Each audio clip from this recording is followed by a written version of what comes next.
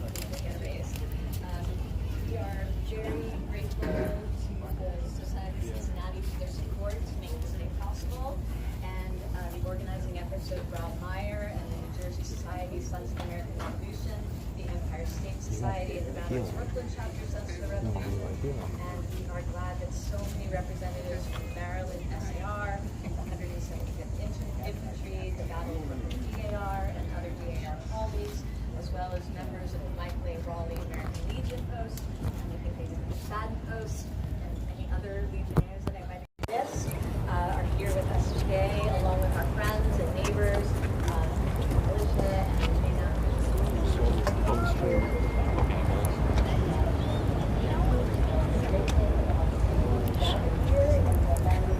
Show all these guys, not me, them.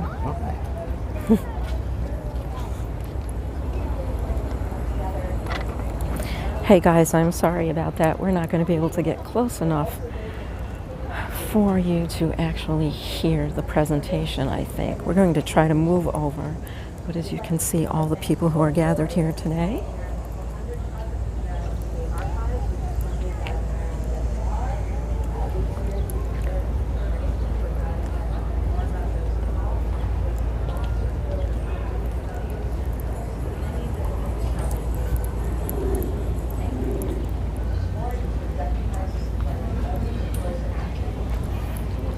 And you can here see the wreaths that have been placed out and the flags to my right commemorating all of the men who died in the battle here today.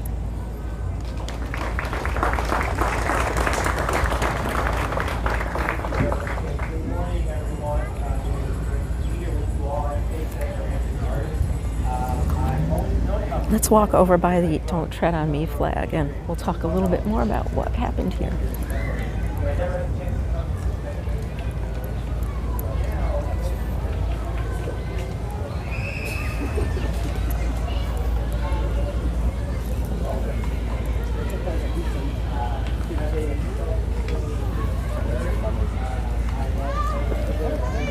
Today's ceremony is honoring the battle that took place here on August 27th, 1776, as part of the larger Battle of New York, or Battle of Long Island, or Battle of Brooklyn.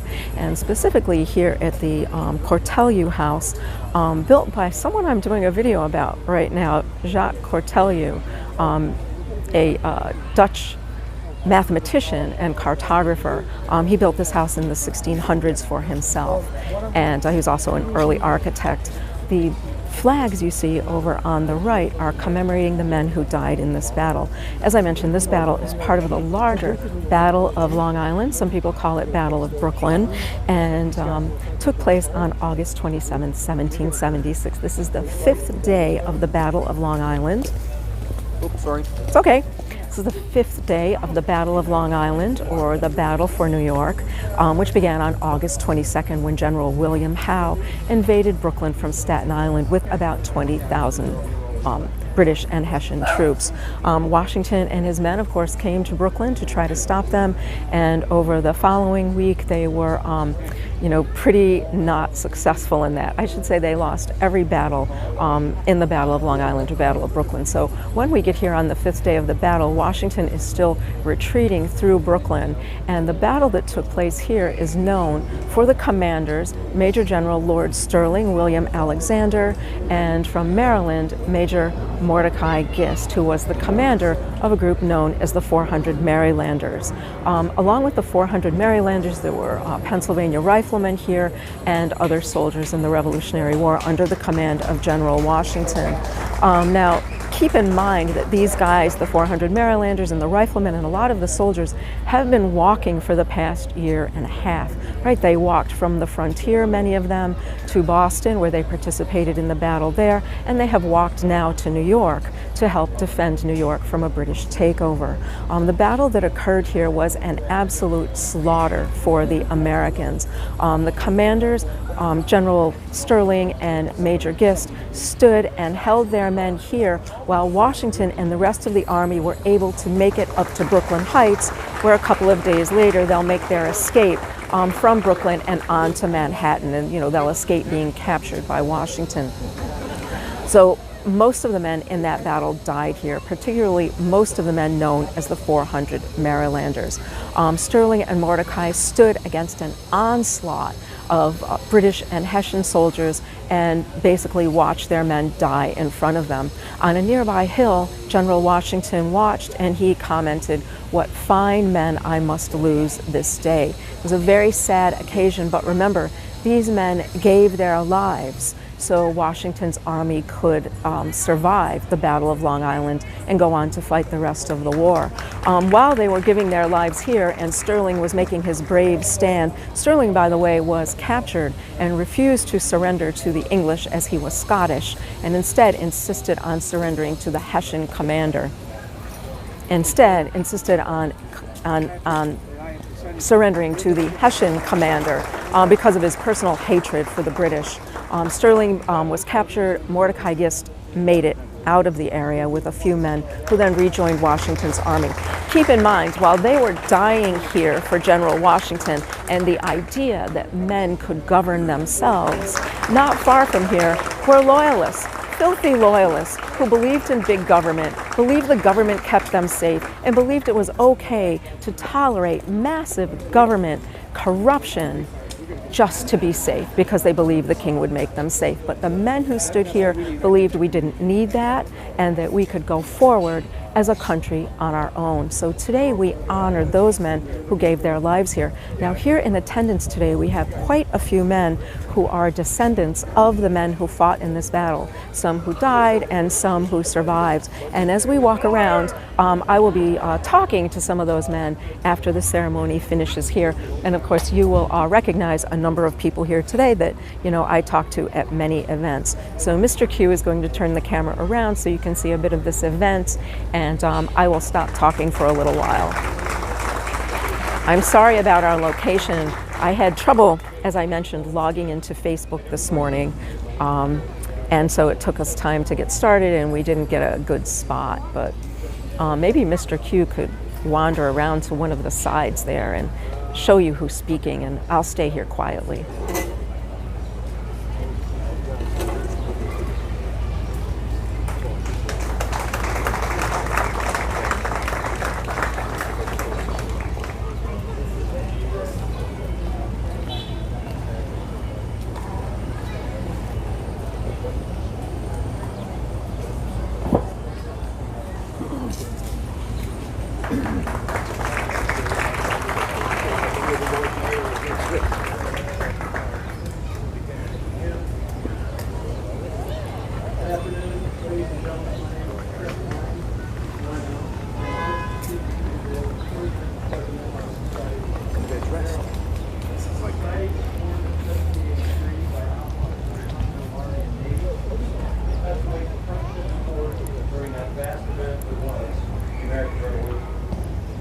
Founded with a hereditary tradition, the society has been a continual tradition. Consists today of 14 constituent societies with members who descend from those brave officers who led American forces into battle throughout the war. The Society of Cincinnati, Maryland is very proud of its growing partnership with the Old Stone House in its commemoration of the Battle of Brooklyn, which remembers the immeasurable sacrifices made on this ground. I would be remiss if I did not thank Executive Director Kim Mayer and her entire staff, as well as the board of the Old Stone House, for recognizing the importance of the events that took place here so many years ago. I'm honored to be joined today by several Maryland members, including Tim Diakino and Gardner Pearson, co-chairs of the Society's Maryland 400 Committee, who themselves are direct descendants of Brigadier General Mordecai Gist and Lieutenant Colonel Nathaniel Ramsey, two of Maryland's officers who survived the battle that day. Several other Maryland members are also with us, including Tim Sellers and Todd Holder, who descend from Captain James Peel and Lieutenant Hezekiah Ford, other officers who were lucky to survive the field of battle that day.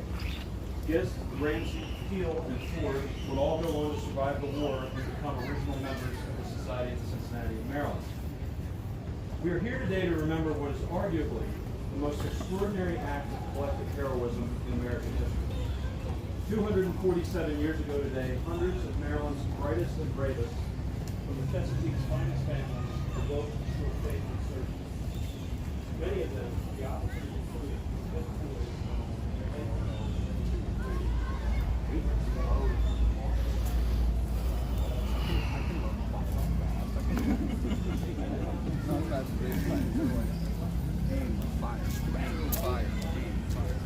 okay, and I was back at the shoulder.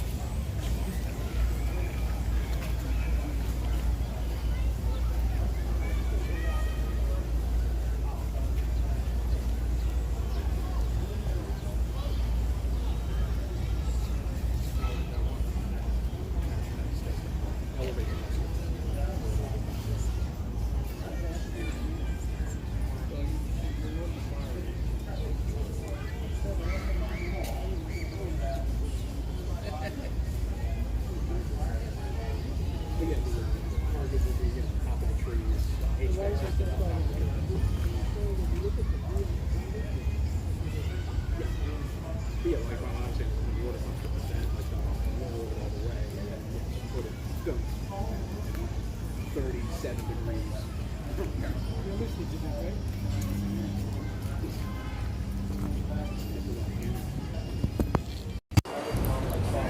So we're over here, I'm over here just for a few minutes with the gentlemen who are going to be performing the gun salute when this ceremony ends. So we'll be covering that completely live for you as they fire their muskets in honor of the men buried here today. If you guys look around on the left, I'll be interviewing him.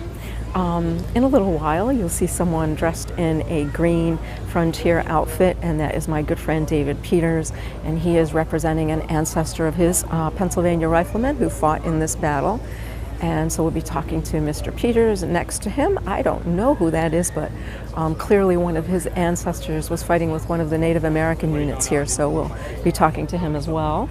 And on the right, we have a couple other guys dressed as riflemen. And we will be talking to everyone today. I see Mr. Sarlo has his musket. So most of you know my good friend Jim Sarlo from various Staten Island events, and he's looking quite spiffy today. And not only does he, oh, you have the spear today. Yes, I have my pontoon. So are you representing the gentleman that didn't have an actual weapon but only had a spear to fight? Correct. Yeah. And believe it or not, there were men who did not have a real weapon. They only had a sharpened spear. Imagine facing an onslaught of British and Hessian soldiers coming toward you to kill you and having only this with which to defend yourself. So we honor those brave men who did that here. Anniversary is tomorrow, but we'll say today in 1776. Beautiful. Thank you, Tim. Thank you.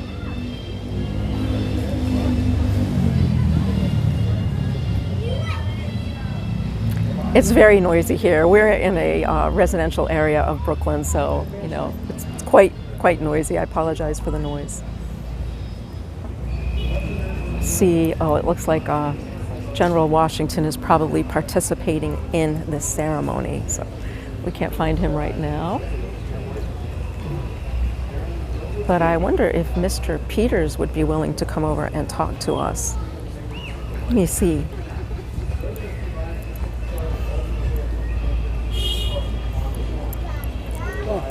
Come on over, What's up, David. Curly? Hey.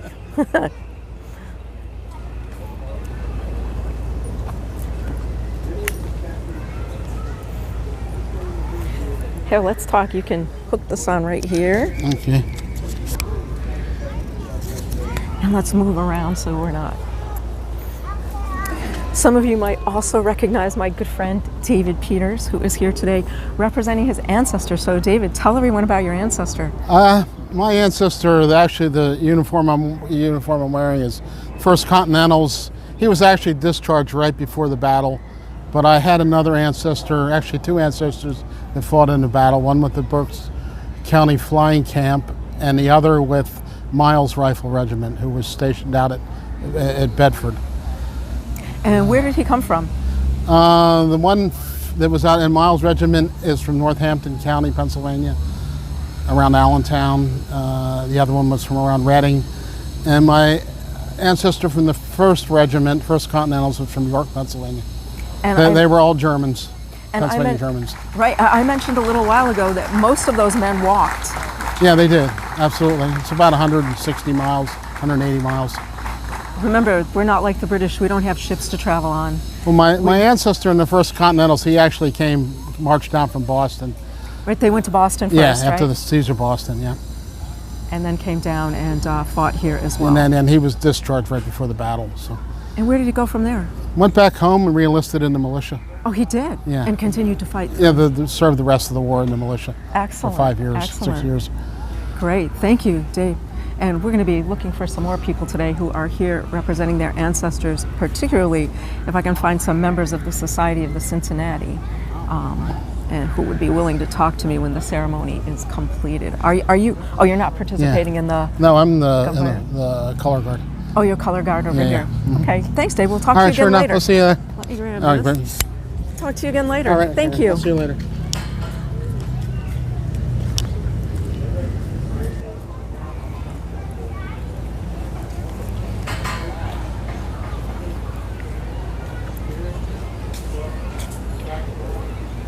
Are you not in the ceremony?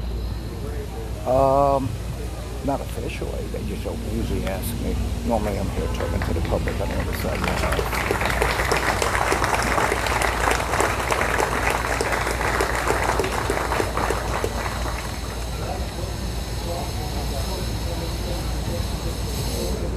This is usually more about the descendants of the Marylanders this day.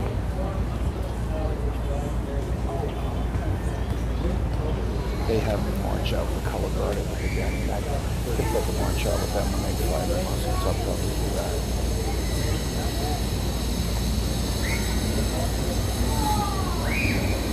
Yeah, I think last year you were standing up in the front, right? Were you Yeah. in the front last year? I can pretty much stay there too, right? You can just do what the general did, stand around. That's right. Oh, would you like to talk to Mrs. Q while they're doing this? Sure, I can do that. Here. Sure. Here you go. You can put this on anywhere. Okay. Excellent. All right. Mr. Q. We have run into my good friend, His Excellency, Commander-in-Chief General George Washington, who I see is wearing his beautiful sword Yes. made by Cutler John Bailey. And I think he'd like to tell everyone a little bit about what's going on here today. Well, today we're pretty much commemorating the Marylanders that were here and pretty much were massacred by the British Highland units on August 27th of 1776. A lot of brave men were lost during this time. Keep in mind, we're outnumbered over 2 to 1. There's 20,000 British and Hessian troops here. I'm lucky on paper I have 13,000 men.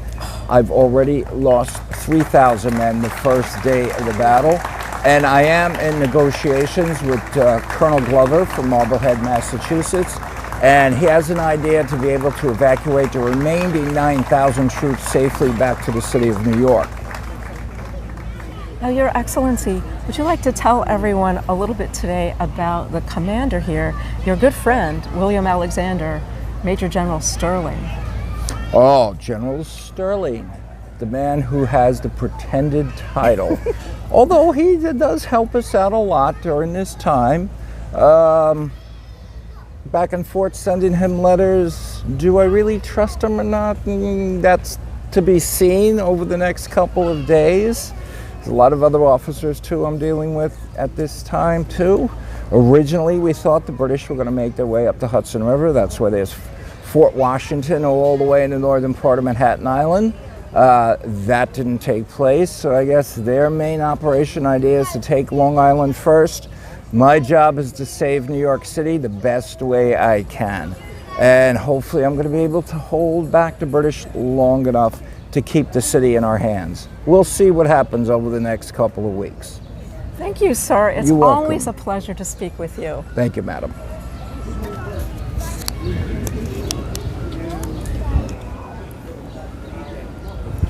Okay, so we have some interesting flags to look at here. Let's take a look at this flag with the vertical stripes that looks kind of like my jacket. Hey Zucko, do you want some juice? Yeah? Do you want some juice? Yeah, I'm getting my cup.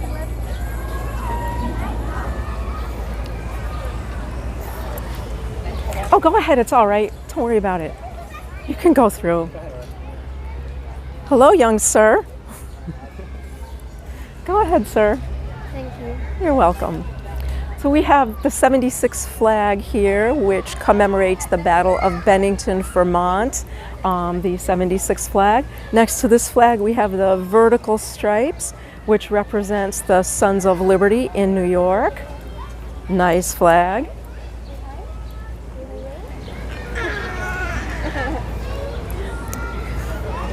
Over here, of course, we have Benjamin Franklin's most famous drawing, Join or Die, as it appeared on John Holt's newspaper, the New York Journal or General Advertiser.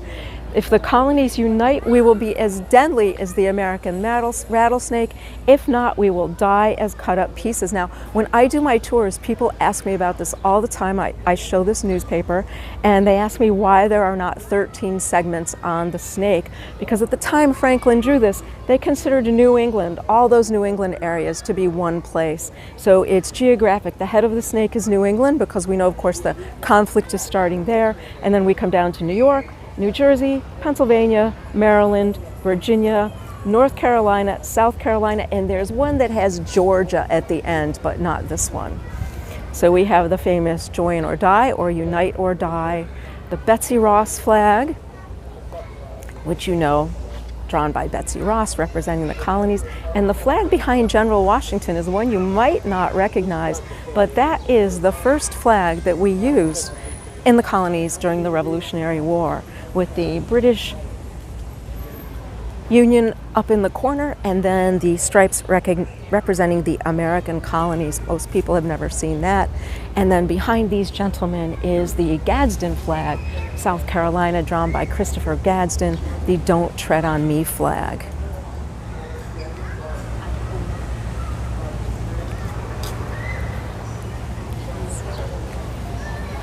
And I think we should go speak to this gentleman. Let's go.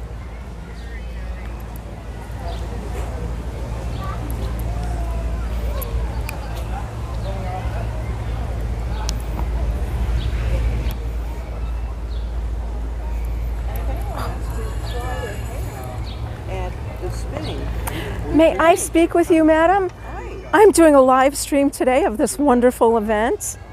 And may I put this on you? I didn't know that there was a water racehorse around here. I know. Thank you so much, madam. You're quite all I right. am Mrs. Q of Hanover Square, New York City, and I've come out today to help commemorate the men who lost their lives. And if you would like to tell us who you are and what you're doing today, I think people would love to know. Thank you. I'm honored. My name is Celeste Sherry. I am from the county of Orange, which someone told me that there was a plan sometime in the future that Orange County was going to be split into two, Orange and Rockland County. And we live in the southern end of Orange, so who knows, we may be in Rockland County one day. At one day or another. But I am a spinner of wool, and I'm using a Saxony wheel. This is a wheel that was, believe it or not, invented about 1525, and it was one of the first treadle wheels.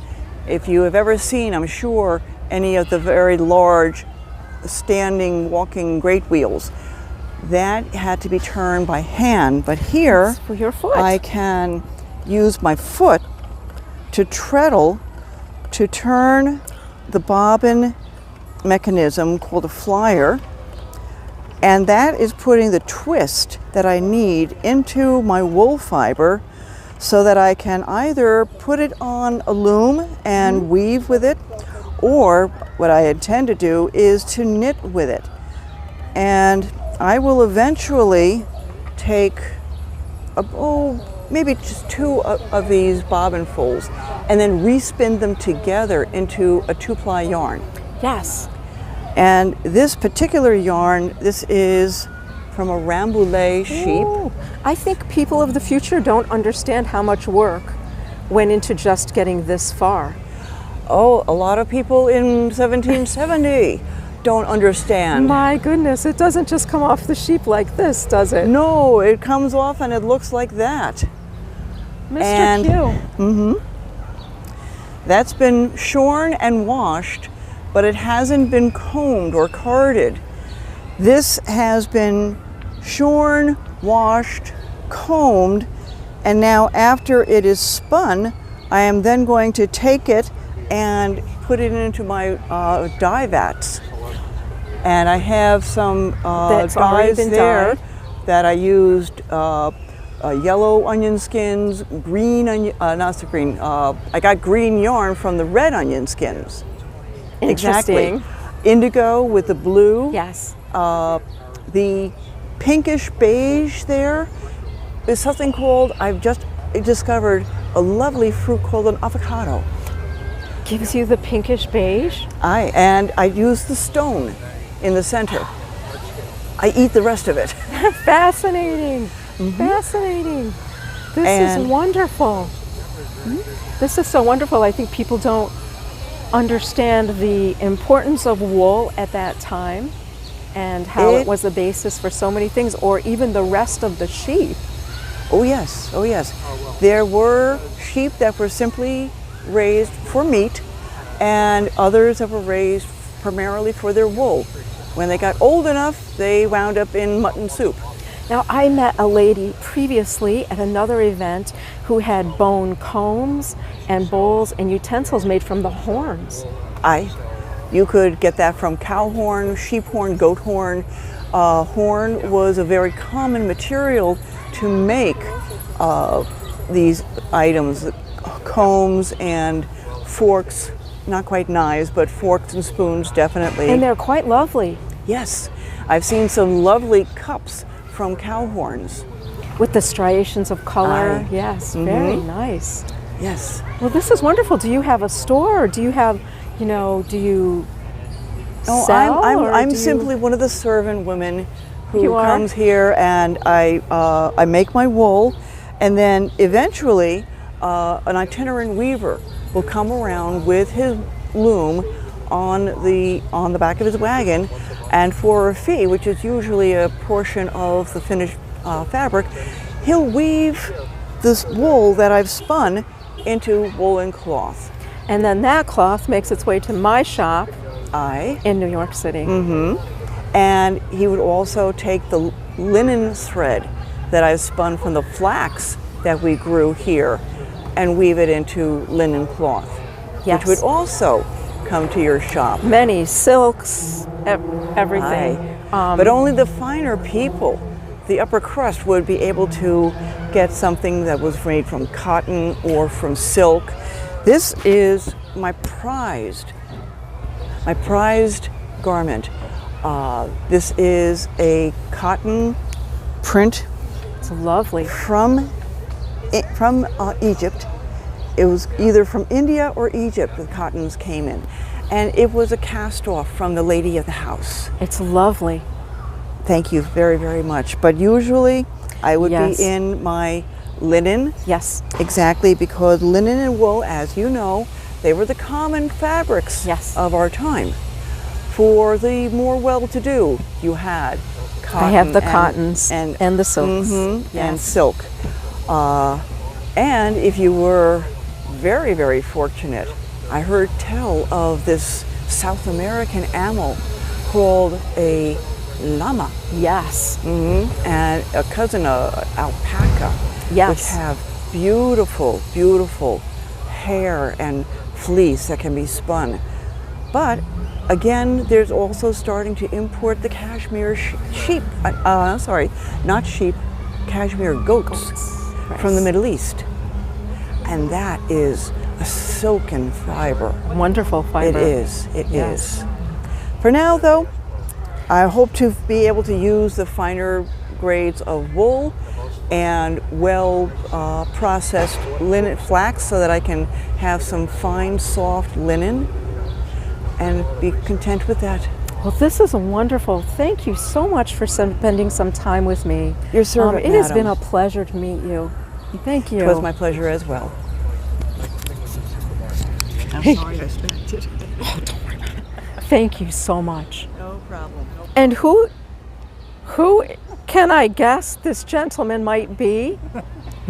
Oh, Dr. Franklin, you're I'm on. Sir, I am Mrs. Q of Hanover Square. I am a merchant lady in the city who's come out today to the country to meet everyone. And I don't believe we have made our acquaintance I before. don't believe so. Let me. Hello, sir. Hello. And what brings you out here today? I see, of course, you're with all Well, the I was- ladies I as was- usual. Well, of course, but I was here in spirit. I mean, they're commemorating the Battle of Brooklyn Yes. here. So, and I was not here for the You're in battle. France, I my was friend. in, no. I was in Philadelphia. Oh, you were in Philadelphia in '76. still. I did not go over to France until the end of '76. I think it had something to do with my suggesting to one of the American generals that they, instead of using the musket, why don't we use the English longbow? Because there's advantages to it. It's more accurate, it'll go further than a musket. There's plenty of material here to make them. And Congress said, thank you very much, Ben. Go to France. Goodbye. They So basically got rid of me. They sent me to France, but they needed. We declare independence. We fight the Battle of Brooklyn.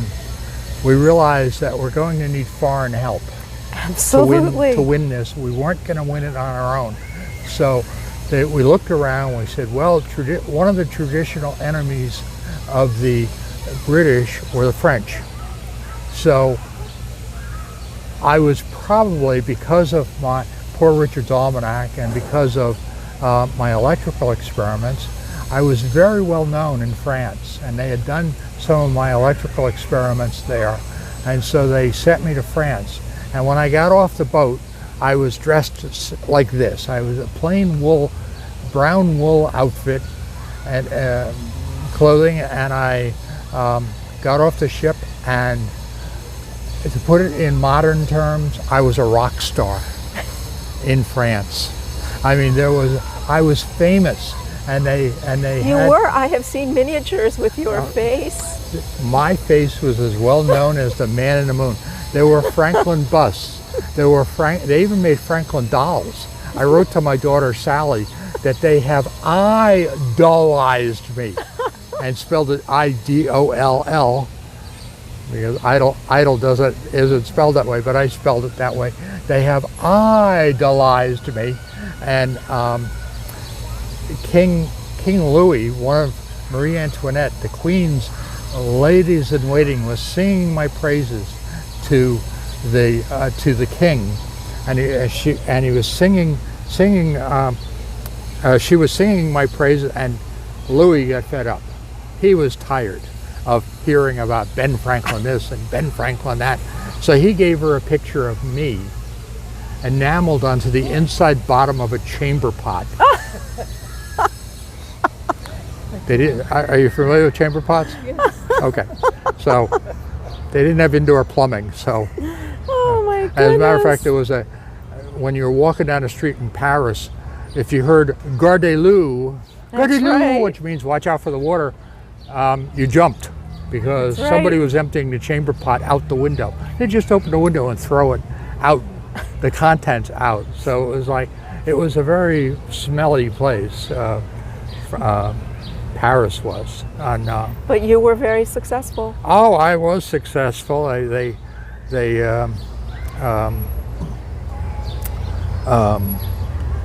Yeah, and of course, the interesting way to get to the French ministers was to go through their wives. Absolutely. So the I went to ladies all were of everything. the parties. That's right. I would go to the parties and be partying, and I was socializing, but the French women would go back to their minister husbands and say, you ought to listen to Dr. Franklin. Le Docteur Electrique is wonderful.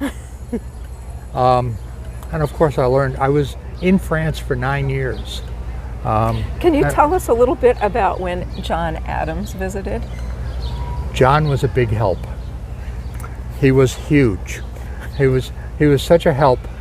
He tried to lecture the king, and the king was outraged. Said, I'm the King of France. How dare you lecture me?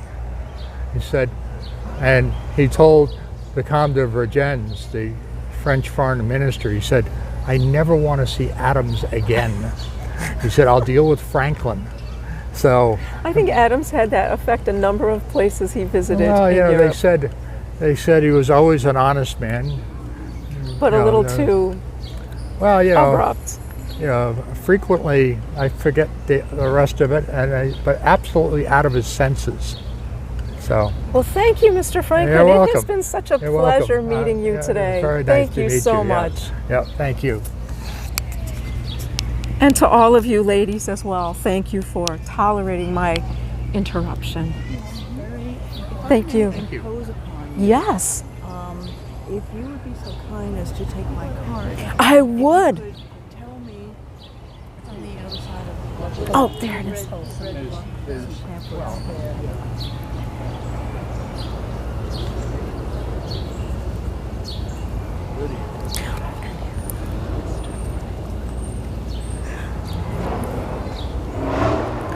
I will be in touch with you. Yes, I can link your screen onto my website. Absolutely, and we could do some more things together if you're open to it. Oh, all right. Thank you so much. I will email you. I'm Karen Quinones. My company is, nice to meet you, Celeste. My company is Patriot Tours NYC. So I'll be in touch with you. Thank you. Excellent. Thank you. Good luck with everything. Thank you. Okay, who else can we find today? We did the flags. You know what? Let's walk around to the front of the house. Yes, Mr. Q is pointing at something. They're still doing the ceremony, so let's walk around to the front of the house. And I'm going to put these in Mr. Q's pocket. Okay. Is anyone commenting? Yes. Let's go this way.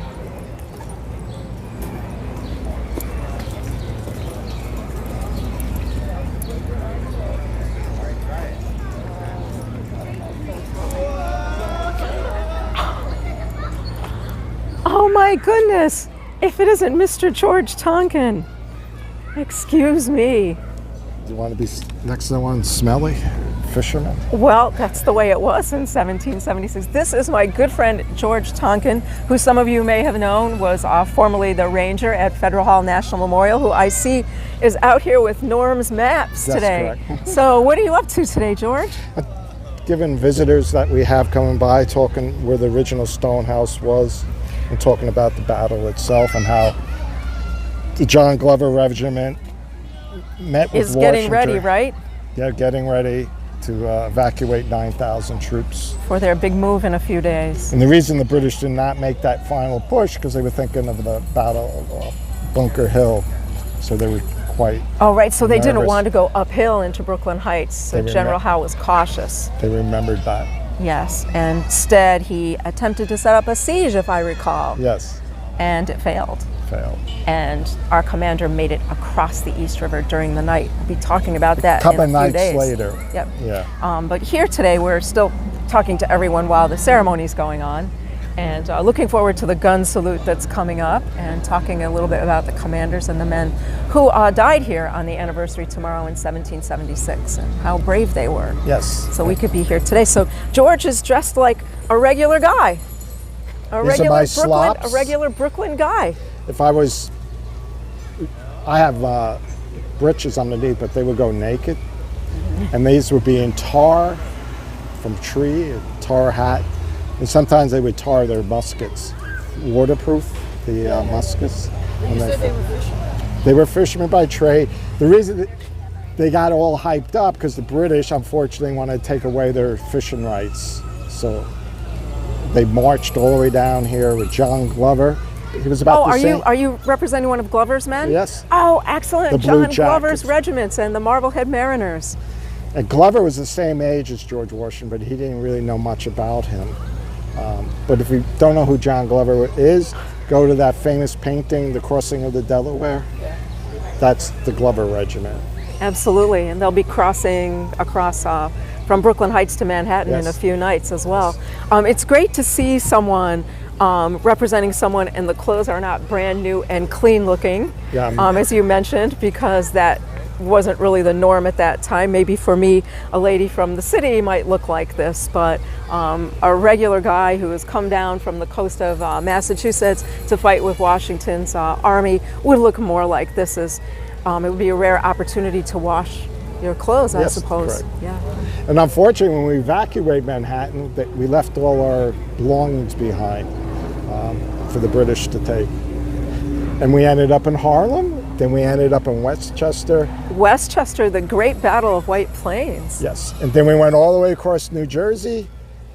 They became a little frustrated by then, so they really went into privateering after that. Glover did stay on into the Battle of Saratoga. He did. But a lot of his regiment Went off. because more money in privateering, as you know, as a Yes. merchant, right? Yes. Oh, I don't want to talk about.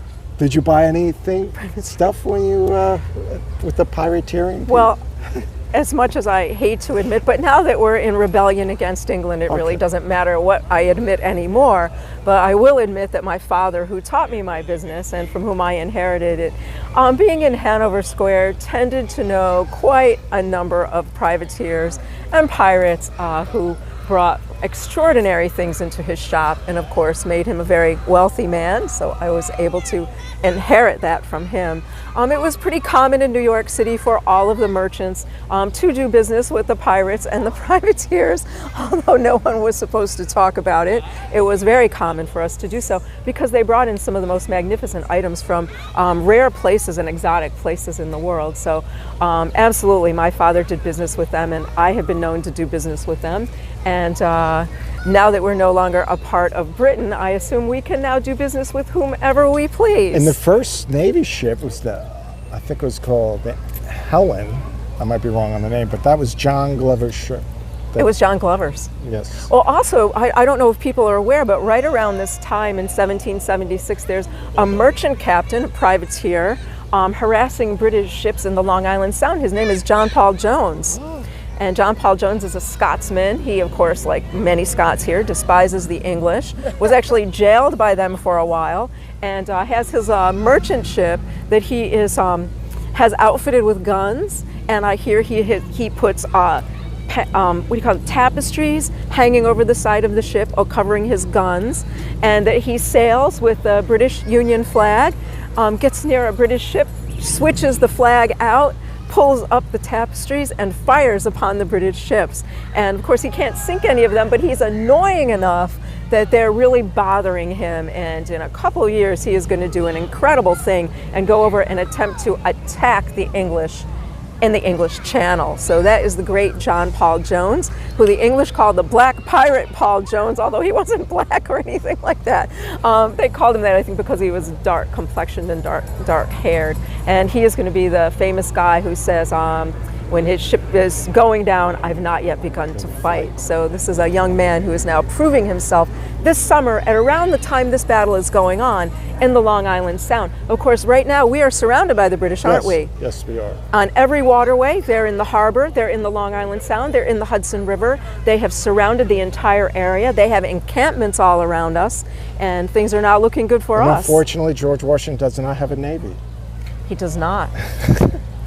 Just you guys, yes, and some rafts and rowboats and ferries that you're going to commandeer on the East River. I hear that you are quite amused that the men here are afraid to cross the East River. Yes. That you gentlemen think it's rather comical that yes, they're afraid of just a river. Oh, when we're on the Georgia banks, we're used to catching lots of fish. Exactly. And, you know, our commander, we really respect.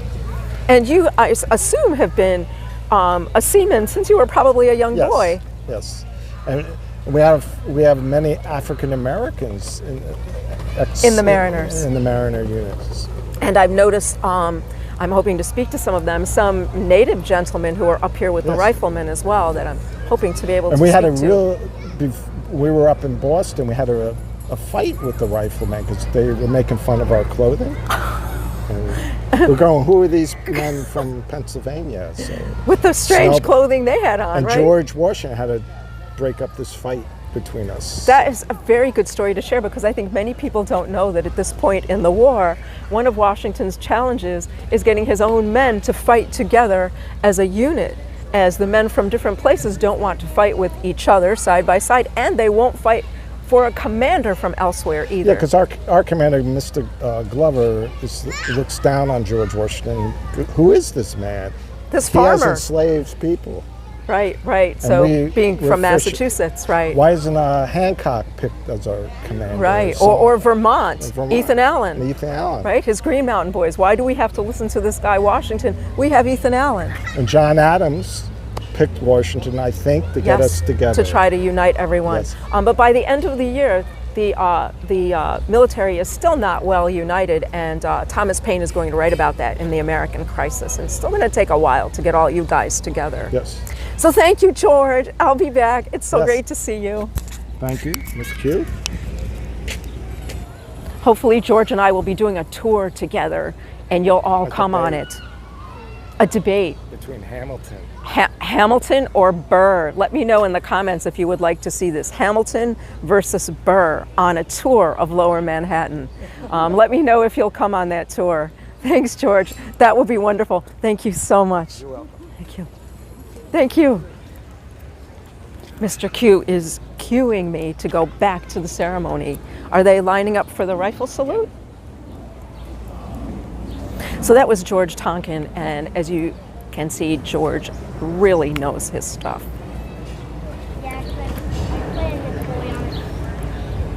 Okay, so we are preparing here now for the rifle salute. I'm going to unplug my microphone so that you hear it from the phone. Mr. Q is going to try to, get over there where he can get a good view of the guns.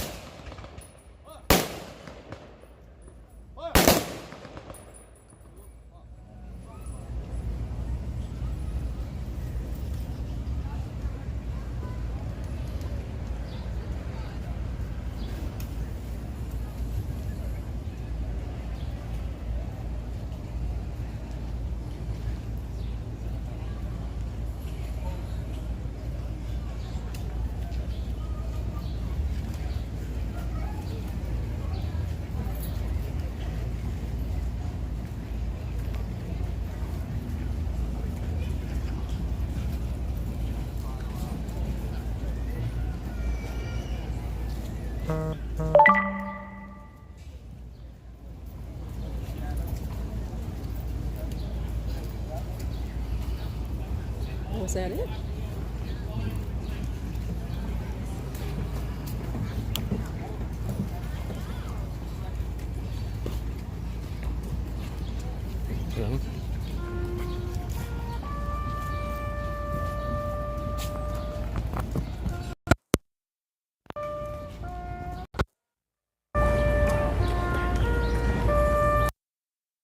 I wanted them to keep it.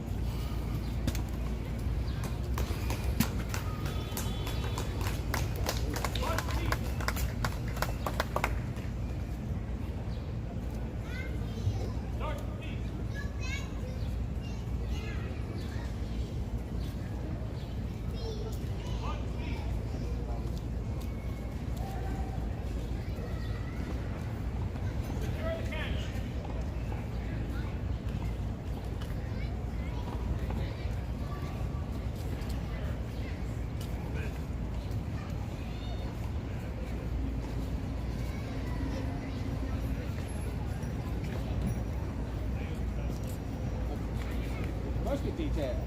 Take care to disperse. Disperse.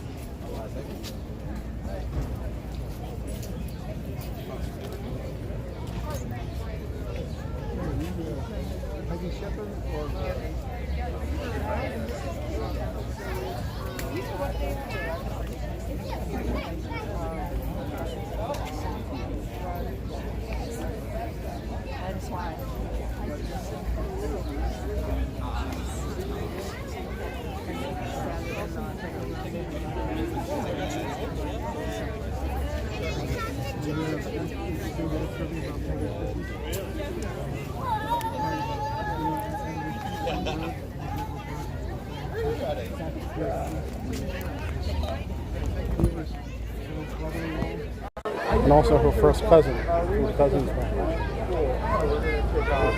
Peggy Shippen was his sister-in-law and also his first cousin. Oh, another interesting. So his,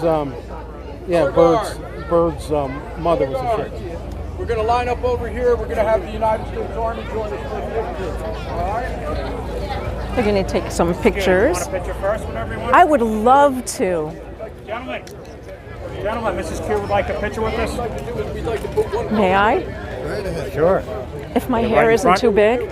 Everybody's friends. Hold on, Mrs. Q would like a picture. Rob, if you want to get in there too. No, I'm going to let you guys take a picture. We're going to line up and we're going to take a picture with the military next. Get in the picture. In there. Got everybody at? Close I'm enough? good. Yep, I'm good. Thank you. And when you gentlemen are finished with your other pictures, I would like to interview you about who you're here representing today. I would love it if you would give me a few minutes. Thank you.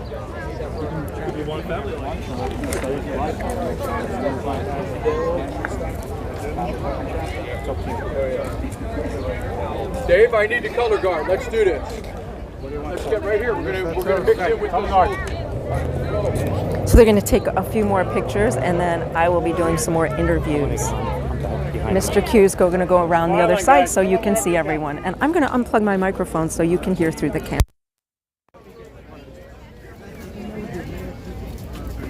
I'm real tall and got this big ugly cover on. Okay? So we want to have a reenactor, we want to have a soldier. Excellent. Excellency, you're command staff. Okay. You're definitely command staff, Excellency. And George. All right. Will you send me pictures so we can get in the SAR? Hey Rob, I'll send you a shot. Thank you, sir.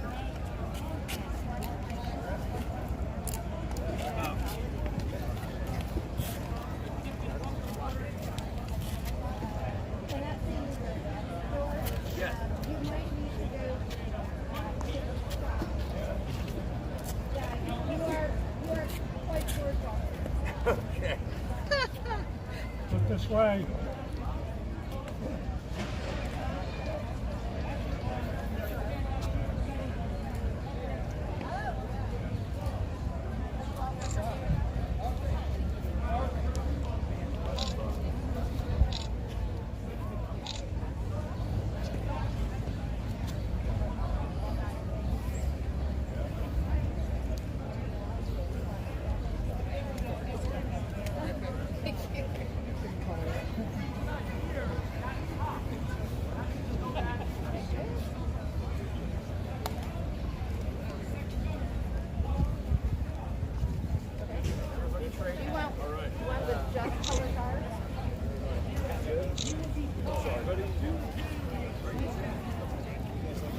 Yeah, we're going to do a just color guard picture. Thank you all. Thank you.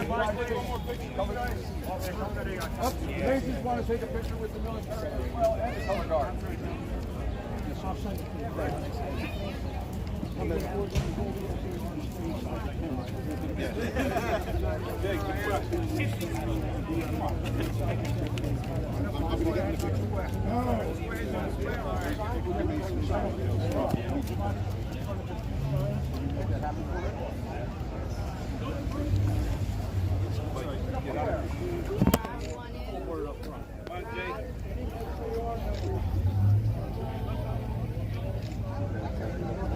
Yeah.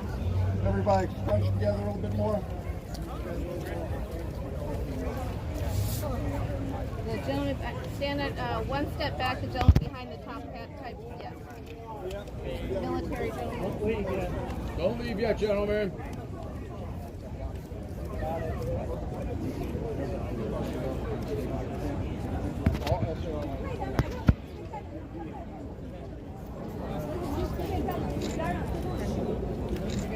Thank you, guys.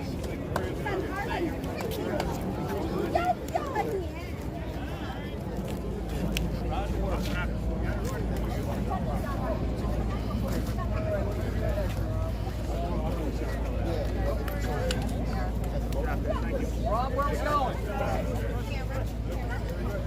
Where are we going? We're going to go over by the Stone House. Everybody in the SAR and their families take a picture. Society they still exist. Very nice building.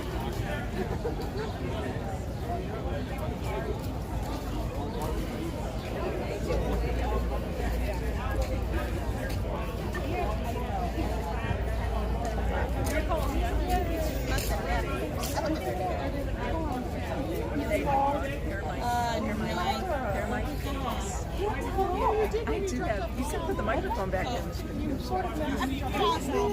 Yes, Elizabeth. Nice to meet you again. No problem.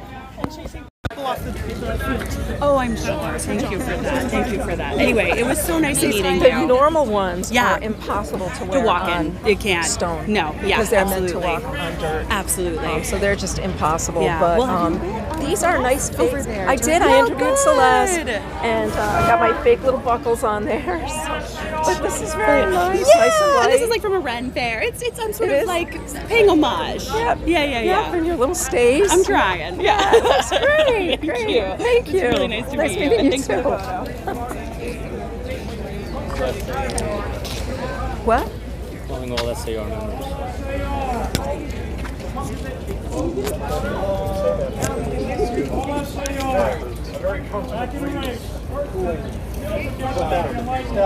I think the different groups are going to do a little posing for some pictures. These are the SAR, or the Sons of the American Revolution. These are all gentlemen who can trace their ancestry to a patriot in the Revolutionary War.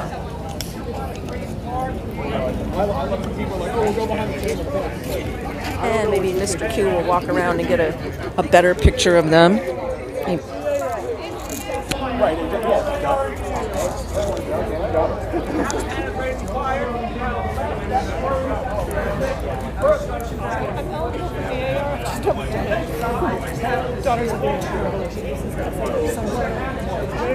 Daughters too. My last name ends with a vowel, so I gotta get out of the frame. I gotta get out of frame. Mine too. I was standing over like in front of the band, like, oh, you're. It's like, no, I'm brigade. I'm white ethnic. Me too.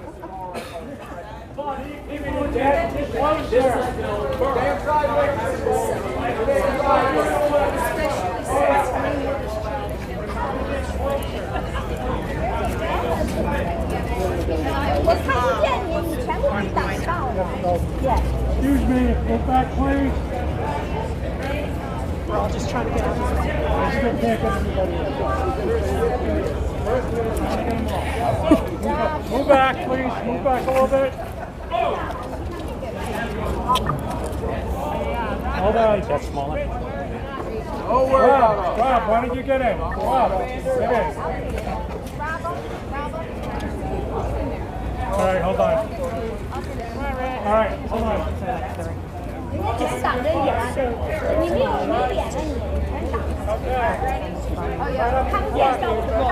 Not necessarily from this particular battle, but I actually did we found that we discussed that 2 years ago during COVID when there was a fire. So where's that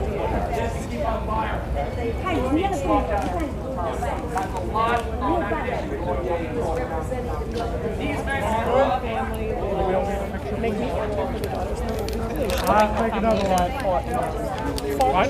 The one where Rob and I were in it. The one before. A used to be part of it. Others were sergeants. Oh no, I'm not going through. And these are my 3 families from the Mayflower. Really? If you can't see me, I can't Mr. see Q, you. would you like to go over for the artillery? They are. A good bunch of pictures here. Okay, I can hold this. So this is an artillery explanation we're having here.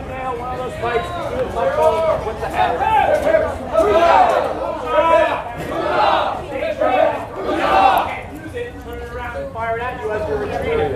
So you would lose your cannon, and eventually they would be able to drill it out, but they can't do it. So you wouldn't have your own cannon be fired against you. Ideally, you'd want to get the cannon out of there, but again, you would need a couple of men to bring it out. But it is still light enough. I can easily take the cannon up by this ring back over here and maneuver it wherever I want for a short amount of time. So that's, even though it's fairly heavy, it's not as heavy as some of the other field cannons of the day. You guys want to see it fire again? Yep. All right, so let's go clear the field here.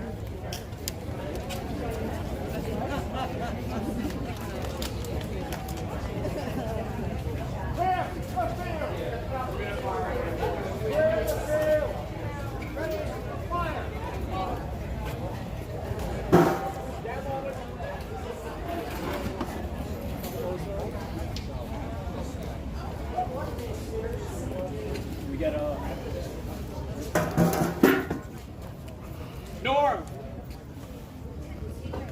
Norm, we're gonna fire again. Can you get us posted a security over here?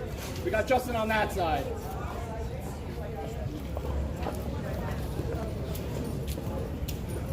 What do you need, Tess? Yep, just security. We're going to fire the cannon, so we just need to clear these bells off.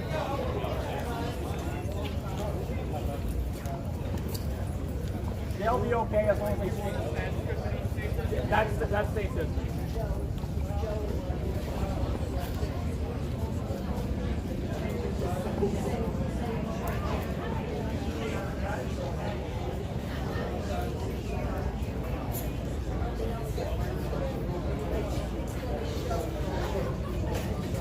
Norm, if they're okay down there, as long as they stay there.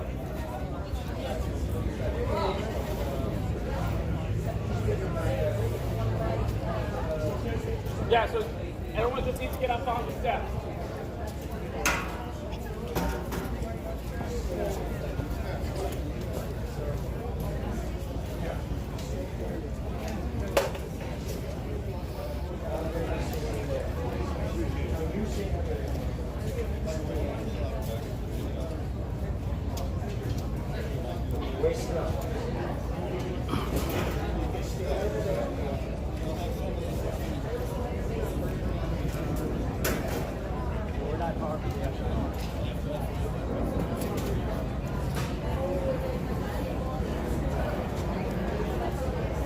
So you're going to have to step back towards the tent.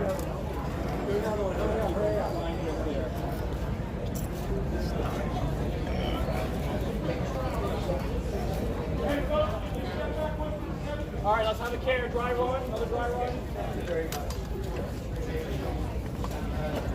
So we're just going to do a dry run again, just safety with no powder. Come through, have a care. Search piece.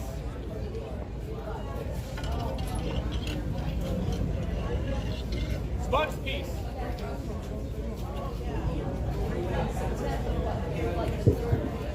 Handle cartridge. Battalion members, FAR that are out there,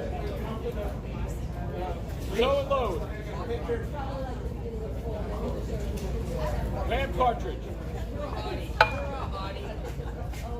Take it prime.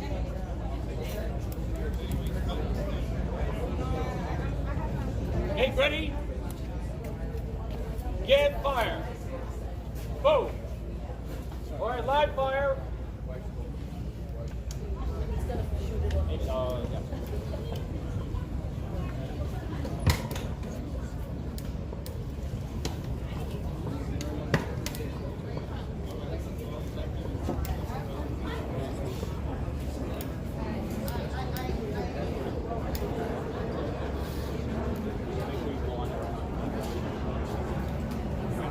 Gunter up there, live fire.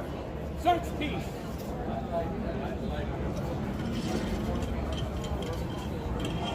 Sponge piece.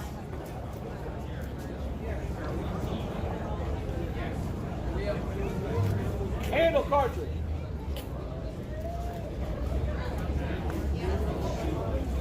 Show and load. Ram cartridge.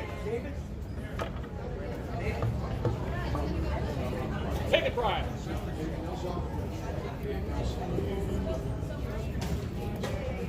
Over there with the white bags off with the glass.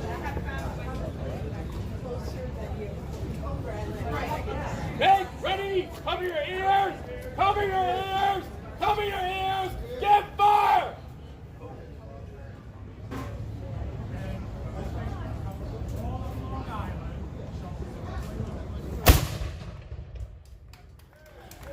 First piece.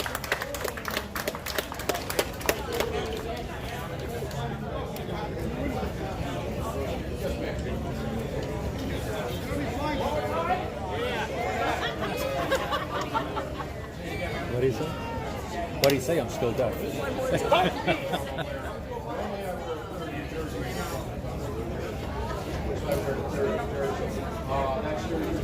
Handle cartridge. Show and load. Ram cartridge. Take it prime.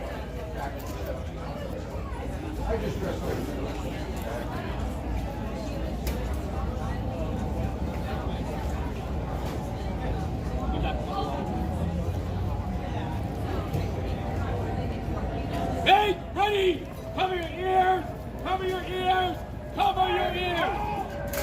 Give fire!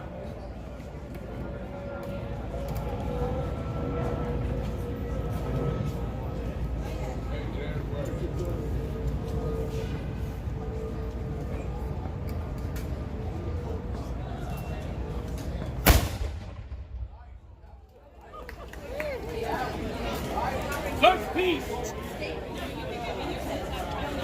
I can't hear it anyway.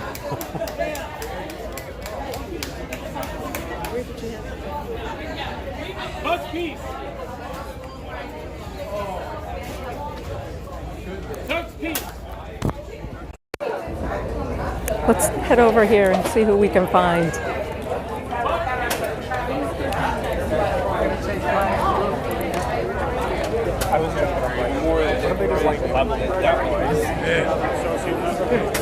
I wanted to speak to you. Oh. Are you representing one of your ancestors here, or DAR? Well, yes, I am or? in the DAR. You are? Yeah. And we came from Kentucky. Excellent. Yeah, a bit of a hike. But I told him I would wear colonial attire. Do you want to leave those up on your screen? I get the picture of the two of you? Sure. Thank you for coming today. Yeah. I this year received. I'm local from New York City, but this year I was honored to be the recipient of the DAR's History Medal Award for 2023. Oh, well, so that's wonderful. Thank all of you in the Yeah. DAR for honoring my work. That's quite a compliment. It is. Thank you. So do you go about? I do historic tours of the city. Sometimes dressed like this, sometimes dressed as myself, and participate in all the local events and things. Do live streams like this on YouTube, Facebook, and just promote Revolutionary War history as best that I can. And two chapters, one from Georgia and one from New York, nominated me, and I won the award, and it was just really wonderful. Yes. Did you go to Congress then, or did you? No, but I saw the pictures. The New York award ceremony was in the spring, and the Georgia one will be in October. Oh, very nice. So thank all of you in the DAR for honoring my work. That's a nice compliment to you then. It was such a thrill to receive it. Thank you, and thanks for coming up to this today. Thank you. I want to interview the Native American gentleman. Let me get my second, although I don't know where I'm going to put it on him. Over here. Yeah, Rich. Did you see him already? No, Where is Rich? Rich here somewhere? He is here. Oh, it's very nice. Well, you're not in a rush to get anywhere, right? Yeah, I'm sorry, I've run around like a chicken with no head here this morning. As usual, all these guys to wrangle. Yes. Oh, thank you so much. Wars and works. So hold on just a moment, because I would like very much to speak to this gentleman today. I did meet him last year. You guys sticking around? We're looking to do a charity meeting after lunch, maybe. You're welcome to stay if you want. I think he was just going to change out. Yes, let me. Relax. I You put this on your. But yeah, the more the merrier. I think we met last year as well. I think we did. I was dressed a little more casually. You're my best French today. Yeah. And would you like to tell everyone where you're from and who you're representing today at this commemoration? My name is Thomas Badamo. I am the president of the Nansemond Indian Patriots chapter. I'm a council member of the Nansemond Indian Nation. And where is that? That is in the 7 cities in the Hampton Roads region of Virginia. Wow, that's excellent. Thank you for coming up today. You look fantastic. Thank you. Would this be a traditional garb that they would have worn into battle? It's deerskin leggings, pucker toe moccasins, and breechcloth. And excuse me, as a lady, I don't know if you're carrying a rifle or a musket. Oh yes, it's a Mrs. Q. They call it Hi. It's a firelock, but it's a musket. It's a musket. Bore. I of course don't know these things, but Mr. Q does, and was probably laughing when I asked the question. And I see you're carrying a powder horn and a bag, and like Mr. Peters, you have your tomahawk. Tomahawk. Correct. Did they also fight with the long knife and the tomahawk together? They did. Yes. Wow. And the patch knife. Oh, I see it here. Oh, maybe a lady could carry that tucked in here if she needed to, right? Yeah, it was used for cutting off bits of your shirt to use as wadding for the musket. Yeah. Wow, and the beaded necklace. Yeah. That's wonderful. And headdress. Thank you. So great Yeah, of you to come it's today. otter and eagle feathers. Oh, and I see there's something on the top too. Well, it's just to some keep me American- from burning my head. Wow, well, you came last year too. It's great for you to come Thank you. for this great event. Did one of your ancestors fight here, or just did No, this just here group fight representing the nation. We had members that fought at Great Bridge and other sites in Virginia, but our tribe didn't make it this Didn't far make north. it this far, but still, those are still important battles for all of us today. I was mentioning earlier that while people were fighting and dying here, it wasn't very far away, that loyalists who loved big government and believed the big corrupt government could provide them safety were kissing the boots of the British officers who arrived, while good men were dying right here It's a because they shame. believed we could govern ourselves, and that we Americans should never forget that, what loyalists were. That's correct. And why men like your ancestors and everyone here risked their lives, many losing their lives, to get rid of the corrupt government. Right? It's a radical movement, isn't it? Absolutely. Thank you so We might need another one. Well, that's why I'm mentioning it today. Maybe a few people might see the connection to what I'm Absolutely. talking about today. Large, corrupt, disconnected government versus government of your community. Right. Thank you so Thank much you. for coming again. Where will this be used? This is streaming live on YouTube, and you can follow me. Do you have a card? And you know what, a card? And I'll send you the link. I'm live streaming this on my YouTube channel, and you can watch it anytime. And I'll probably take excerpts and post them as well, so I'll just post our interview and things like that so you can see it. Did you guys all come together? Yeah. Yes? Thanks for coming up. It's wonderful. They actually, last year they got to sleep over. This is my son Steve and my Hi. son Joseph. Oh, nice to meet you My guys. other boy's working today, so he's not here. I'm a local New York City historian. Oh, awesome. All right, so he's not. Or the Revolutionary War lady in New York, Mrs. Q, NYC.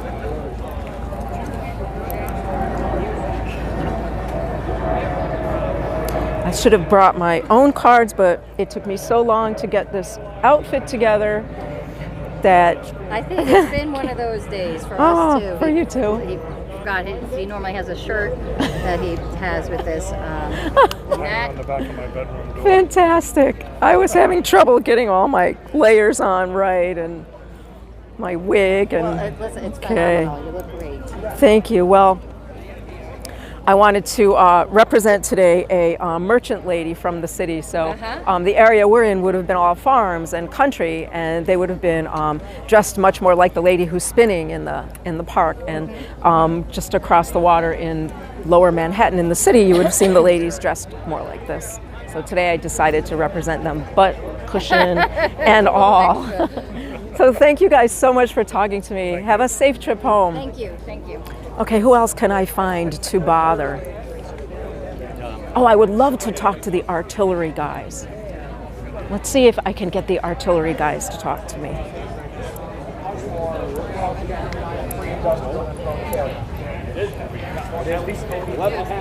Well, with the thing. Once this thing jumped up and wasn't firing anymore for whatever reason, at about 200 yards, but it hit a actual, effectively under 75 yards. So they were going up there, they were shooting down on them to have a better vantage point. So that's when General William Alexander took the 400 device to go and attack the house. And No, 5 really? times It went away. Well, let's see if we can get a short interview in. Because things like everyone was running past, because everyone It'll- all over Brooklyn was converging here. And I say 1,000 men, roughly. Yeah, and 1,000 got captured before they got. I did this week. For the first time, I checked out took the Greenwood Cemetery tour, and I also went to the Fort Greene Park, Martyrs Museum. Which there was a fort there. Actually, it wasn't Fort Greene at that time.